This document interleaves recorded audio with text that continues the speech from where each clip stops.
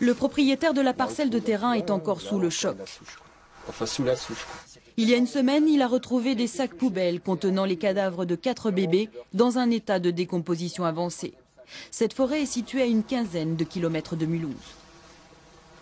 C'est pas vraiment une forêt passante où les gens viennent se promener le week-end avec les chiens, les enfants et des trucs comme ça, quoi. Ouais, déjà, faut connaître, quoi. Depuis ce matin, l'enquête a été confiée à une cellule spéciale baptisée Infanticide 68.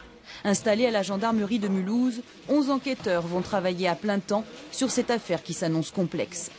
L'autopsie a montré que les 4 nourrissons étaient nés viables et qu'au moins 2 d'entre eux avaient été étranglés par des cordelettes. Plusieurs battues ont été effectuées sur les lieux de la macabre découverte.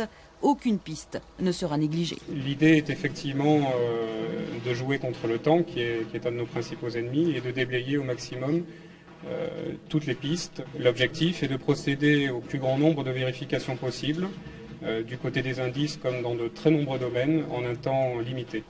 L'autopsie n'a pas fourni d'indications sur la date de la mort des 4 bébés, ni sur leur âge. Des analyses ADN détermineront si ces enfants font partie de la même fratrie.